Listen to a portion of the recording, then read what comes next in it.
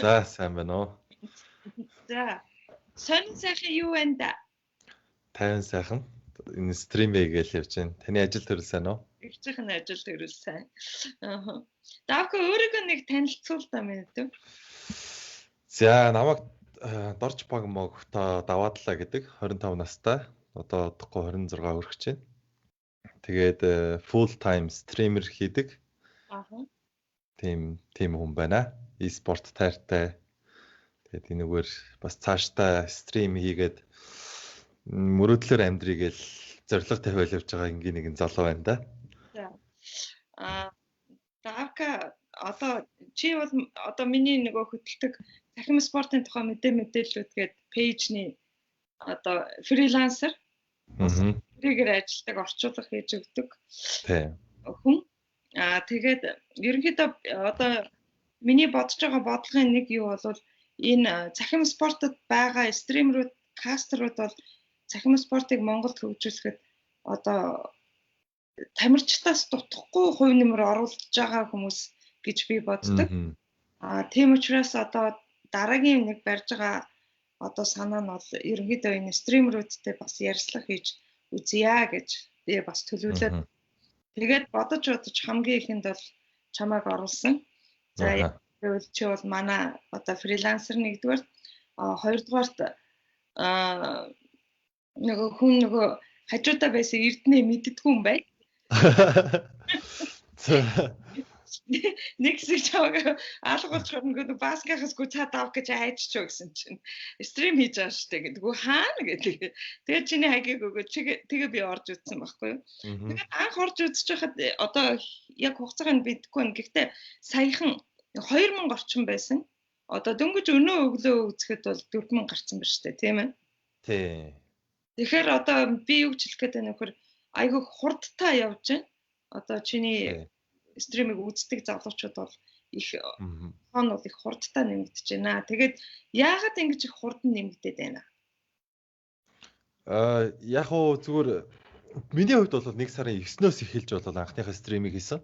Тэгээ 1 сарын 9-өөс өдийг хүртэл ерөнхийдөө нэг 40 хоног 30 гаруй хоног ер нь хийж ин. Тэгээд хамгийн гол нь түрүүний нөгөө e-спортын хөгжил гэж та дурдсан шүү дээ. Тэрэн дээр болвол би болохоор ингэж өөрийнхөө байр суурь дээр болохоор юм байгаа. E-спорт гэдэг зүйлийг хүмүүс нэг харанхуй нүхэнд ингээд нэг хэдэн хүүхдүүд суучаад биенийг харааж зүхээд ингээд тоглоод байж байгаа гэсэн тийм нэг массын ойлголт шүү дээ. Тэрийг эвдэхийн тулд би болохоор нөгөө нэг цахим орчинг нэг эрүүл болгохыг, эрүүл байлгахыг гэдэг нэг тийм өрөө байгаад байгаа шүү дээ.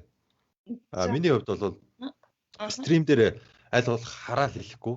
Одоо ингээд гадныхаа тоглогчдтой болохоор ямар нэгэн trash talk хийхгүй, аль болох эргээр стримийг хийж байгаа байхгүй. Тэгэхээр хүүхдүүдийн хувьд бол үзэхэд ямар ч асуудалгүй. Хүүхдүүдийг намайг үзэж яхад нь за энэ нөхөр за хүүхдээ одоо нэг parent control гэдэг буюу хүүхдээ анхаарал халамж тавьж байгаа эцэг эхчүүд бол за юу үзээд байгааг нь харъя гэдэгэнгүүт нэг нөхөр компьютер тоглоо сууж идэг те. Тэгээ тэр нөхөр нь хараал хийлээ суугаад байвал бүр их утгагүй юм болох байхгүй юу? Тэгэхээр би өөрсдөө ядаж зөв ойлгуулад энийг спорт гэж бид нар хамгаалахын тулд өөрсдөө эхлээд бид нар зөв имижийг бусдад өгөх хэрэгтэй. Тэгээд ер нь бол тэгж ихэлсэн. Тэгээ хүмүүс бас их тэр нэг таалагдсан байлээ.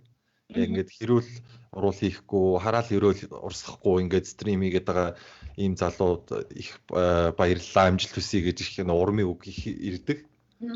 Тийм болохоор их хүмүүст ер нь таалагдж байгаа гэж бодож байна. Маш зөв. Гэтэл энэ одоо танаа стрим одоо чиний явуулж байгаа стриминг өрөө одоо ямар өрөө би харж байсан мартчихж. Эргээр тоглоё билүү? Юу? Тий, эрэг стрим, эрэг байцгаа хэл гэдэг. Эрэг байцгаа гэсэн мэсэ. Ерөнхийдөө яалтчгүй сүүлийн үед одоо цахим спортын хөгжлийн одоо зөв хандлагыг бий болгохын тулд стримерүүд нэлээд их одоо үр гүйцэтгээд байна л та. Янз бүрийн хараал хийхгүй байх, энтергээд тим юм хийж байгаа. Энэ дээр бол яалтчгүй та нарын оруулж байгаа хувь нэмэр бол их байгаа нэгдэг. Нөгөө тэгүр шүү дээ тийм ээ. Одоо за чи ингээд full time стример хийлээ гэж байна. Одоо эрдэм ном сургууль соёл байгаа юу? Төгссөн үү? Яа. Би чинь 2010 онд анх оюутан болоод. За. KTMS буюу компьютер техник менежментийн сургуульд ороод тэгээд тэндээсээ гараад Монгол Улсын их сургууль руу ороод дахиж конкурс өгөөд За. би ерөөсөө энэ юу менежментийн нэг иймэрхүү яахгүй юм байна, явахгүй юм байна гэд. Тэгээ мөс рүү би дахиж конкурс өгөө Франц хэлний ангид орсон юм. За. Тэгээд Франц хэлний ангид сурж байхдаа хүмүүнлэгийн англи хэлний оройн анги бас 3 4 дугаар курстэй байхдаа оройн ангид сураад тэгээд би 2015 онд 2 сургуулаа давхар төгссөн. За.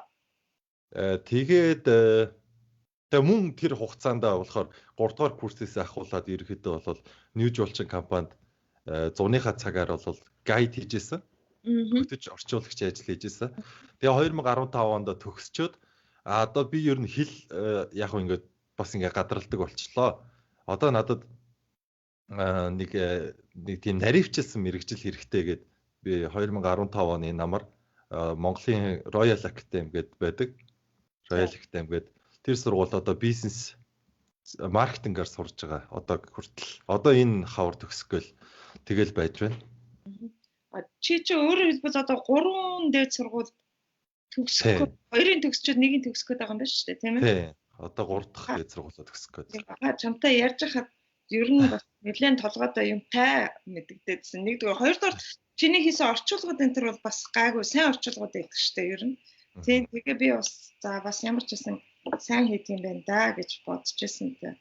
Тэгээд за чи ингээд full time орчуулагч хийлээ юу стрим хийлээ гэхээр ч одоо цалин энэ төр яаж авах уу? Одоо ингээд ар гэрээ яаж тийжэж юм да? За надаа ер нь бол стримерүүдэд 3 төрлийн за ер нь бол Монголд бол одоо 3 төрлийн стримерүүдэд одоо орлого орж байгаа гэж бодож байна. За эхнийх нь бол за шууд donation. За одоо дэлгэцэн дээр байгаа дансны дугаараар шууд үзэгчд одоо хошин шог үзэхдээ билетийнхээ мөнгийг өгдөг шиг би одоо өөрийнхөө үзэгчдийг ямар нэгэн байдлаар одоо сонирхлын татаад entertain болж байгаа шүү дээ. Тэрний хариуд надад өгж байгаа билетний мөнгө гэхгүй юу? Donation. За хоёр дахь арга нь болохоор спонсор байгууллагуудтай хамтрах. За. Миний хувьд бол UB Cloud House гэдэг одоо vape shopping хамтрагч хийдэг. Тэгээд UB Cloud тийм vape зар. Vape хийдэг зүг үү?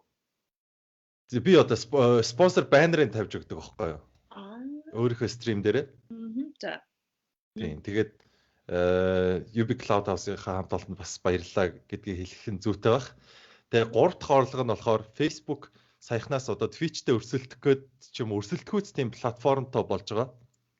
Тэр нь болохоор үзэж яхад нь random одоо санамсаргүй байдлаар од орж ирдэг. Тэрийг аваад тэгээд над руу буцаага явуулах юм бол 100 стар нь надад $1 болж орж ирдэг. За. Тэгэхээр иймэрхүү маягаар ер нь бол энэ 3 байдлаар ер нь бол donation болон ер нь бол орлого олдог. Тэгэхээр чи Send Me Stars гэдэг thank you өдргээ бичсэн байдаг шүү дээ, тийм ээ? Би тэгээд нэг star дээр нь нэг дарсан чинь хэдийг шилжүүлэхгүй энэ төр гэдэг. Тэгэхээр бас одоо нэг star нь ямар үнэтэй гэдэг юм болоо нэг 10 шилжүүлсэн чинь $10,000 үрд орчих үү? Айгу болгоомжтойгоор бодоод за юуг нь асууж яж бодлоо гэж бодоод тэр старыг болохоор зүгээр үзэгчд шилжүүлдэг юм уу? Заавал тийм нэр бүхий одоо тоглогчд байдаг юм уу? Гүг хин ч байж болно. За. Тийм зүгээр худалдаж аваад явуулж болно. Нэг бол худалдаж авах боломжгүй болвол хэрвээ олон улсын карта янз бүр холбоогүй байгаа бол миний стрим дээр ингээд үзээд шеригээ лайктараа жоох идэвхтэй байгаа хүмүүст л ундив шиг үлээ. Яг Facebook цаанаас ямар бодлогоор тэрийг үнгүү стараа өгч байгааг би бол яг сайн ойлгоогүй. Топ фэн энтер гэдэг нэг юунууд гараад байлаа шүү дээ. Зэрэг. Тийм. Тэр чинь болохоор тэр нөгөө Facebook-ийн тэр нөгөө Twitch-тэй өрсөлдөж байгаа платформынх нь бас нэг давуу тал нь. Тэр нь болохоор яадаг вэ гэхээр миний стримийг олон цаг үзсэн мөн лайк дарж шеэр хийдэг тийм үзэгчдийг бол топ фэн гэдэг тийм цоологч урамшуулж байгаа байхгүй Facebook-ээс. За би харин тэгээ тэрийг харчаад ямар учиртай юм болоо гэж жоохон хараа суугаад байлаа. Одоо Давка зөвхөн Dota тоглох уу, өөр тоглоом тоглох уу? Би болохоор нөгөө DVK Gaming гэдэг утгаараа ер нь бол Dota тоглоно, CS:GO тоглоно, PUBG тоглоно, Rocket League тоглоно. Тэгээ ер нь цаашдаа ч гэсэн шинээр гарч ирж байгаа ямар нэгэн тренд болж байгаа тоглоомуудыг ер нь ингээд тоглож стрим хийж үзүүлэх тийм сонирхолтой, тийм зорилготой байгаа. Ер нь бол бүгдээрээ л баланстай тоглохыг хичээдэг. Ихэвчлэн Dota. Ихэвчлэн Dota байлаа тийм ээ. Одоо нөгөө метагийн юуг үзсээр хагаад CS:GO-г бол одоо би бас ерөнхийдөө бол мэддэг. Ер нь бол мэдэндээ бас бол ер нь зөвхөн харчаад ямар мактер тоглож гэнэ өдрийг бас нэг юм хэлэх гээд байдаг болсон байлаа. Dota болохоор айгүй хэцүү ингээд олон жижигхэн юунууд ингээд жирлцэл дэлгэцний өмөр гүйлдээ тэгэл энэ аль нь хаана юугаа хийж явж байгаа юм бол гэж ялгахад их хэцүү. Гэхдээ яг сүүлийн үед уншаад юу хараад ахаар улам ойлгодог болоод байгаа юм. Хэдэн жил тоглож байгаа одоо?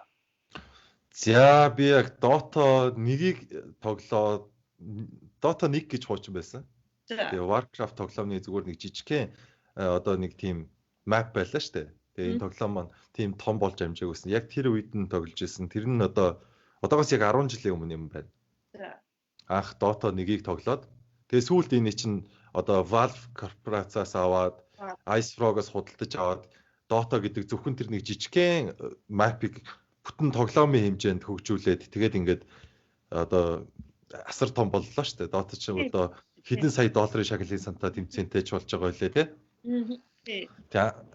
Тэгээд ер нь бол маш гайхамшигтай гайхалтай тоглоом. Тэгээ улам цаашаа хөгжсөөрөө шинэ бааtruуд нэмэгдэж байна. Тэгээ бүх юмыг ингээд асар хурдан Dota-гийн яг хүмүүсийг татж байгаа тэр нэг юм нь болохоор ингээд байнгын шинчлэгдчихэд. 7 хоноо ч юм уу одоо нэг тодорхой хугацаа өнгөрсний дараа шинэ апдейт гараад одоо ингээд дахиад нэг тоглоомынх нь арга барилыг өөрчлөө яваад байгаа. Тэгээд мэрэгжлийн тоглогчид ингээд шинэ арга барил зураад хүн болох нэг хөгжиж яваа болохоор илүү Dota хүмүүс их сонирхож орж ийн л та.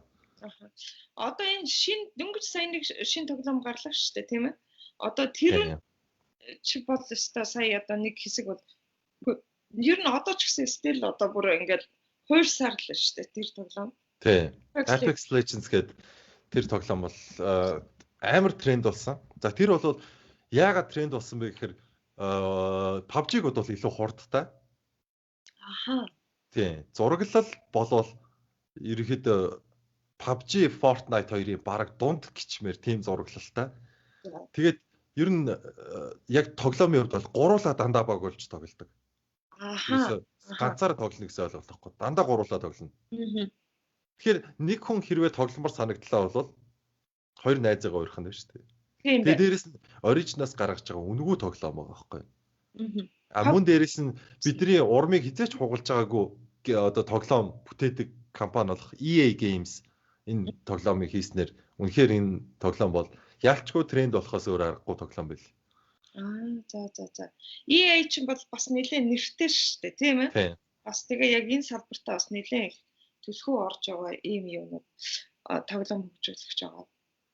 Тэгээд за одоо Давка би одоо ингэж асуух гээд байна л да.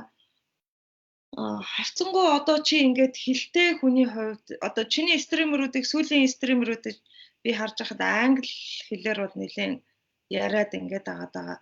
Би дээр бас нэг чамтай дөнгөж нэг ярьж байхад хэлжсэн шүү дээ тийм ээ. Ер нь л гадагшаа гарах хэрэгтэй англи хэлтэй нэгэнд чи англи хэлтэй юм чи ер нь айлуулах гадагшаага стримеруудаар өөрийнхөө хийж байгаа стримийг гаргах хэрэгтэй гэдэг. Тэгэхээр энэ хэлний давуу тал бол байна уу? Ер нь чамд анзаарч байгаа юм ямар вэ? Яг уу би анх Монгол одоо Монголын зах зээл дээр стрим хийгээд нэг жоохон шантарсан удаа бий л дээ.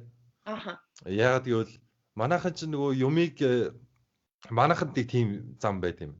За яг манайхан гэж цөөн хідэн хүмүүс зарим нэгэн хүмүүс тийм хандлага байна. Тэгээд ингээ харж байхад ингээ стрим дээр орж ирээд одоо амжилт хүсч сайн зүйл хэлэхээсээ илүүтэйгээр жоохон хэрүүл өдөөсөн хүнийг доромжилсан гэдэг ч юм уу те. Одоо дастынхаа дугаарыг бичсэн ингээд тоглоод стрим хийж байгаа залуу чи одоо ямар хаанаас гарч ирсэн гуйлах ч юм бэ энэ гэж хэлэх жишээ нэ те. Тэгэхээр иймэрхүү зүйлээс болоод би бол за Монголд бол ер нь хүмүүс жоохон ойлгоц жоохон хэцүү юм байна. Тэгээд за би ер нь өөрийнхөө карьерийг бодоод ер шиг Twitch руу орд юм уу дөө. Тэргүүл угаасаа англиараа стрим хийгээл явчих юм чаа. Хамгийн гол нь хүний амьдралд бол юу хэрэгтэй, мөнгө хэрэгтэй. Тэгээ мөнгө олъё гэх юм бол би Twitch руу ороод явах боломж надад байсан. Гэхдээ Facebook дээр болохоор за нэгт Twitch руу хандах манай интернетийн хурд ер нь жоохон онцгүй. Тэгэхээр Twitch монголчууд Twitch үзэхээр ер нь жоохон бас гацалттай байдаг. Нэг муу талтай. Хоёр дахь нь гэвэл намайг үздэг жоохон хүмүүс их байсан. 13-аас 16 насны яг ингээд уул одоо хүний тийм зан характерын хувьд бол төлөвшөж эхэлж байгаа тийм хүмүүс их байсан. Тэгээ энэ хүүхдүүдтэй би бас эерэг зүйлийг одоо эерэг мэдрэмж төрүүлээд ингээд тэ эцэг эхийн хараа хяналт мэдээж байгаа. Тэрнээс гадна энэ хүүхдүүд чинь ингээд ийм юмд сонирхолтой, e-спорт дуртай сонирхолтой болоод миний стримийг үзэж яхад нь би энэ хүүхдүүдийг хайж явж болшгүй мэт санагдсан хэрэг. Тэгээ энэ хүүхдүүд би бол дандаа зөв үлэхээр дуурайлал үзүүлж дандаа зөв байхыг хичээдэг. Тэгээд миний одоо нийт одоо үзэгчдийн баг 40-оос нэг 50 орчим хувь нь бол 13-аас 16 насныхан баг байгаа бах. Тэгээ энэ хүүхдүүд одоо бусдын чаддаг юм бол би ядаж зөв үлэхээр дуурайлал үзүүлээ. Энэ хүүхдүүдийг ядаж зөв зам руу чиглүүлээ гэд би мэдгүй юм хэлж өгдөг. Би бол ихэвчлэн миний хувьд бол дотоогоор үнэхээр тийм Монголдоо ихний бүр хидтэй орохоор тийм сайн тоглогч бол биш. Нуулгүй нэг л хэд. Гэхдээ би энэ хүмүүст чиг хандлага, entertaining гэдэг юм хийгээд одоо хүний attitude буюу хандлагыг өөрчлөхийн тулд би бол үнэхээр маш их юм хийж байгаа л гэж бодож байна өөрийгөө. Зөв. Зөв. Тийм. Ерөнхийдөө залуучууд та нар өөрсдийнхөө боломжийнхоо хэрээр тийм ээ одоо чадлынхаа хэрээр цахим спортыг ийм зөв хандлагатай болгоход хөв нэмрээ оруулах хэрэгтэй байна л та. Тэгэхгүй заримдаа бас үндэ ингээл одоо чиний болоод бусад стрим хийж байгаа хүмүүсийн ингээд дундуур ороод харж байхад бол бас айгүй хэцүү байгаад байдаг байхгүй яа гэдэг. Гэхдээ сүүлийн үед бол үнэхээр энэ багасж байгаа. Бүрстэй их багасж байгаа. Энэ одоо том одоо ингээл та нар стримерүүд бол ерөөсөө энэ зөв хандлага руу бол яалтчгүй чиглээд байна л та. Ийм байна. За тэгээд шүү дээ давка нөгөө нэг баскет хоёрыг би нөгөө нэг том тэмцээнд рүү явуулсан шүү дээ. Тийм ээ. Бас одоо тэр том тэмцээнд одоо би яг өөрийн нүдээр хараагүй болохоор яг хөө энд болж байгаа тэмцээнүүд дээр ингээ хаяа очиад хардаг. Гэтэ тийм том дээр би очиж байгаагүй. Тэгээд та явуулсан зураг тэр бичлэг энтрийг хараад тэн дээрээс одоо мэдээж анхны хийж байгаа юмнууд бол одоо дутагдaltaй зүйлүүд бол байгаа л ах мэдээж байгаа. Тэр үндэ би яахгүй. Зүгээр авууштай юмнууд юу байсан? Тэр тал дээр нэг одоо яг өөрийн нүдээр харсан хүн нэгдүгээр нөгөөдөөр одоо чи бас энэ цахим спортын тухай мэдээлэлүүд хуудасны одоо бас одоо нэг ажилтны хувьд юу гэж бодож байна. Тийм. Авууштай зүйлийн хувьд бол бас хүмүүст мессеж хүргэсэн юм л да. Шангрила ч мэдээж маш том газар. Тэнд ингээд тэмцээнийг ингээд зохион байгуулна гэдэг чинь хүмүүс бас хараад мэдгүй нэг нь за мэддэг нэг нь бол яг энд бол угаасаа ийм болж байна. Энэ нэтрэгээл ингээл өнгөрч байгаа. Тэгээ нөгөө мэддгүү ерөөс огт төсөөл байдгүй хүмүүс болохоор тэрүүгээр ингээд явж явах та. Ингээд хараад ингээд хоёр талаас ингээд 5-5-аараа суудсан. Тэгээ тэр том дэлгэцэн дээр тоглолтод гараа хүмүүс үзээ суудсан. Дээрээс нь ингээд телевизийн зураг аваад ингээд байж хахаар бас нийгэмд хүрж байгаа мессеж нь болохоор бас их сайхан байгаа байхгүй юу. Тэгэхээр огт мэддгүй хүмүүс чинь эдгээр ингээд хоорондоо ингээд тоглоод байна гэдэг чинь эдгээр бас ингээд эн чинь нэлээд хөгжөөд бас ингээд тэмцээн маркаар болоод дээрээс нь телевизийн гэхэр чинь эн чинь бас нэлээд том болцсон байгаа юм шүү. Манус ингэж үгүйсгэж болохгүй юм байх шүү гэдэг тийм бас тийм ойлгогдохгүй авсан байх гэж бодож байна. Яг хуу бусдаараа бол мэдээж тэмцээн л бол тэмцээн нэг нь ялж нэг нь ялагддаг. Манай YG баг явлаа. Би тэр YG-гийн Таиландд тоглосон тоглолтын каст хийлээ өөрийнхөө стримээр. Тийм. Тэгээ манад би бол ер нь тэмцээнүүдийг ер нь каст хийхийг их хичээж байгаа. Тэгээд хүмүүстэй эрхийн би болохоор нөө YG багийн офлайн тоглогч TSL-тэй юун дээр Steam дээр найзууд тэгээ TSL-ийн тоглолтоор нь дамжуулаа үзүүлсэн байхгүй хүмүүст. За. Тэгэхээр тэр одоо нөгөө эрхийнх нь юу энэ нь боломжтой болоо явчих юм уу тий? За яг нарийн ярих юм бол тэр ер нь бол эвгүй би ер нь өөр асуудалд орж магадгүй. Гэхдээ Гэхдээ энд чинь болохоор хамгийн гол юм нь болохоор би Монголынхоо баг тамирчдыг ингээд дэмжих маягаар бусдад үзүүлж, бусдад таниулах маягаар явахын тулд болоод би ямар нэг тийм эрсдлийг бол авсахад бэлэн байгаа байхгүй. Тэгээд бас яг уу ингээд бас тэг хөөрхөн ингээд каст хийж байхдаа ингээд donation аваад тэр donation-ийнхаа бас 50% нь YG багийнхандаа бас өгсөн. Тийм байлээ. Чи бичсэн байсан. Би бас хараад ингэсэн юм байна да гэд. YG-ийн бол одоо би дөнгөс яг чамтай ярьцлах хийх өмнө тэдний пэйж рүү ороод хараа суучлаа. YG-ийн бол сүүлд гарч ирсэн. Одоо миний харж байгаагаар бол хор бол нэлээд ер нь дотоогоор хор бол явна л гэсэн тийм юутай байсан чинь гинт гарч ирсэн шүү дээ YG тийм ээ. Гинт YG яг уу өмнө байсан баг л та. Байсан баг юм уу? Тий, өмнө байсан. Тэгээ яг уу сүүлд ингэж яг энэ бүрэлдэхүүнээрээ нийлээд бол сүүлд нийлсэн баггүй. Өмнө бол ингээд Dota тоглолдог, бүгдээрээ л ингээд тоглолдог залуучууд энд тэнд ингээд багт ингээд орж гараал яваад идэг байсан. За. Манайханд нөгөө нэг айгүй e-sport одоо энэ Dota жишээлбэл хөгжихэд нэг юм бас чухал юм хэрэгтэй юмнууд байна л да. За саяны тэмцээн дээр бол ингээд харж байхад coach analyst гэдэг хүн алга. За яг наадах чи зөв. Тэгэхээр яагаад монголчууд сайн тоглодог хэрнээ багийн спортоор ингээм амжилт гаргахгүй байна вэ гэхээр нэг тэмцээнд орж дуусаад сэтгэл санаа тогтворгүй тэрэн дээр ингээ бүх юмаа тэнцэн тавьсан ингээ хамаг сэтгэлээ зориулаад ингээ бэлтгэл хийцэн өөрийнхөө нэг хитэн төгөргийгч болтгоо хамаагүйгээд бисэнд ингээ суугаад үлсэн барин тоглоод ингээ тэгж байгаа тэмцээнд орж байгаа. Тэгээ тэрнийхээ дараа амжилт гаргахгүй болохоор тэр залуус чи шантран шүү дээ. Шантран уурлан тий. Тэгээ би биэндээ уурладаг байхгүй. Тэгээ хоорондоо хэрэлдээд баг дотор ямар ч атмосфер буюу уур амьсгалгүй болоод тэгээ баг тардаг. Тэгээд яг хөө жишээ зөндөөл байна л да. Одоо манай мэрэгжлийн тоглогч байсан тоглогч залуучуудаас ингээ сүүлдээ ингээл мөнгө төгөрөггүй болоод тэгэл өөрийнхөө хэрэгэлдэг маус, keyboard нэтрэгээ цүнхээ хүртэл зараал одоо тэгээ солонгост очоод хар ажил хийгээ сууж байгаа ийм залуучууд байна шүү дээ. Тэгэхээр манад яг үннийг хэлэхэд бол биднийг ойлгож e-спортод хойноос нь түлхэж өгөх тийм санхүүгийн боломж болцсон маш бага байна. Тийм. Одоо том MCS ч юм уу тий. Одоо ийм том компаниуд өөрсдийнхөө багтаа болоод ивент итгэх хэрэгтэй. Монголд бол угаасаа энэ том болчлоо. Хүрээлэл нь байна, тоглогчд нь байна. Авиастай хүмүүс зөндөө байна. Харин одоо доторх Монголын өөрсдийн лигтэй болох хэрэгтэй. Том компаниудаас багуудаа гаргуулж агаад.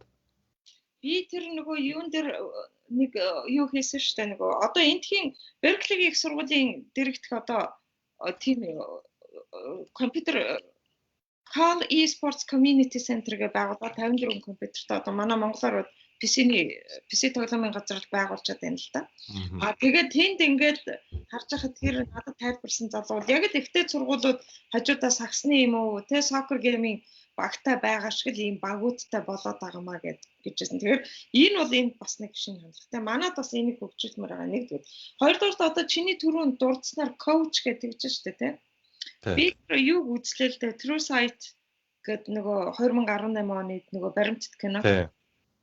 Тэрний тэр сүүлд одоо энэ жилийн авраг болсон тэр багийн дасгалжуулагч бас л тэр залуу хүн гэхэд тэр багаа авж байгаа, багаа сэтгэл зүйн хувьд бэлдэж байгаа.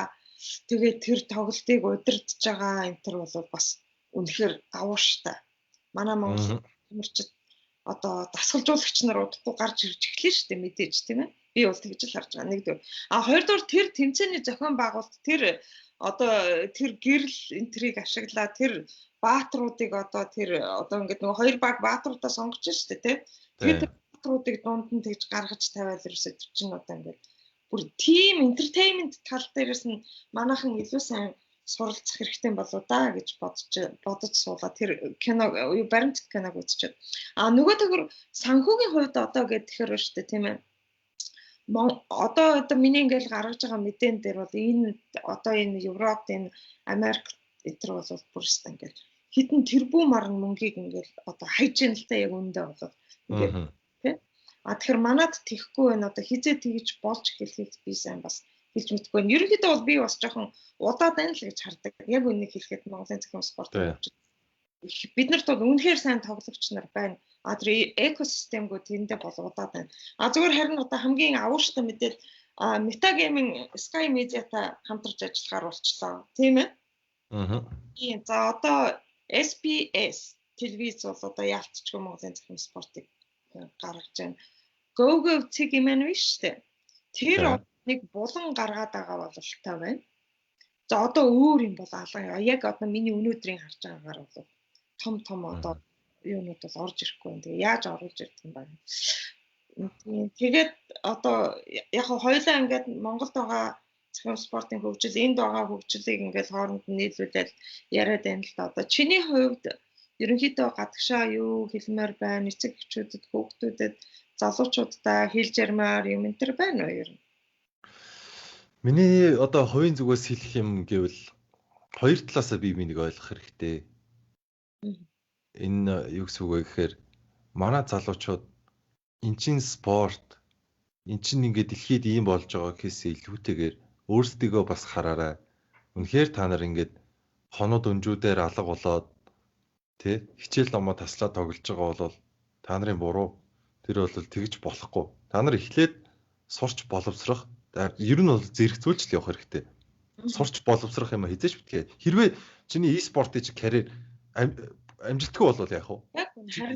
Эргэж гарч ирээ чи юу ч хийж чадахгүй хаач очиод юу яаж чадахгүй болвол тэгэл лүүзер бачка болоод дууссан шүү дээ.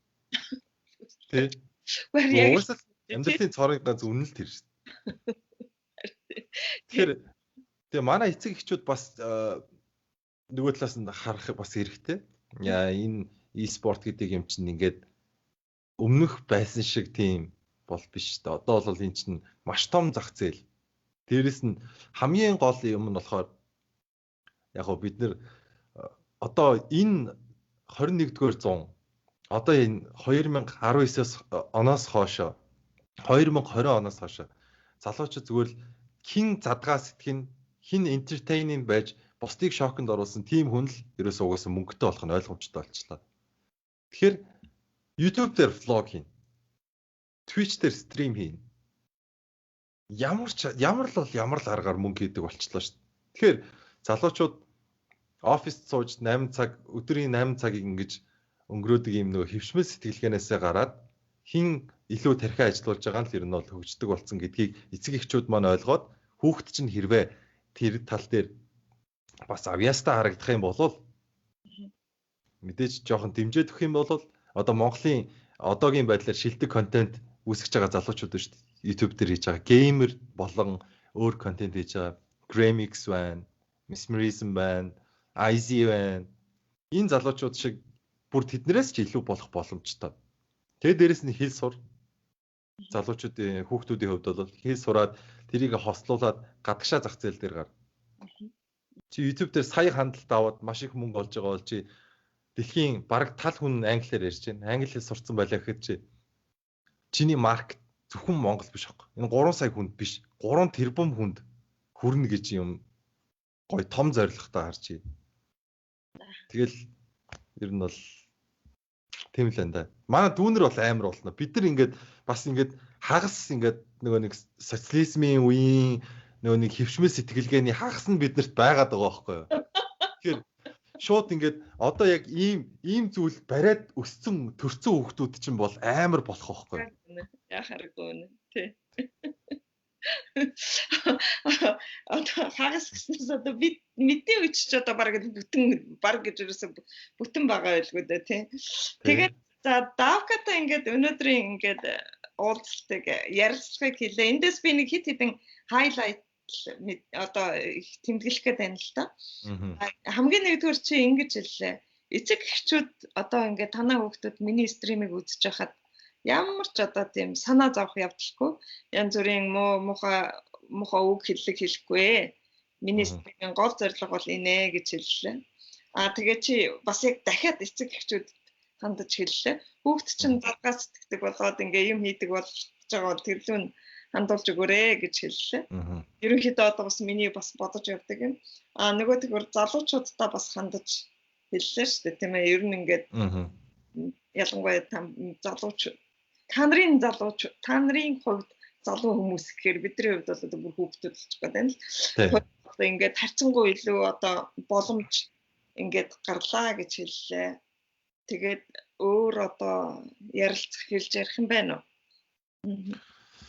За тэгээд өөр бусдаар бол манайхан тэгээд ер нь шүүмжлэх гэхээсээ илүүтэйгээр юмд гоё эерэг хандаарай.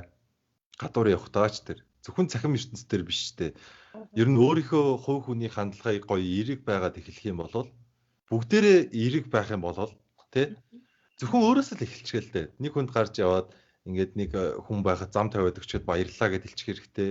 Тэгээд ингээд эн чин цаашаага ингэж энэ мод ч ургаж явсаар гад ийм том мод болцсон байгаа цагт бидний дунд байгаа тэр сөрөг үзэл бодол ингээд багаахан бидний нийгмийн багаахан хэсэг болцсон байгаа цагт бол бид нар бүгдээрээ бие нэгээд имжээд ямар ч зүйл дээр амжилт гаргахад бол их ойрхон.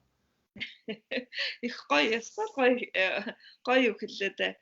Окей, цаач нөгөө Наруто тэрүүгээр л манай мөр энэ янзын нөхрөө стрим дундор өсөрч орж ирнэ, камер мамер унгаана.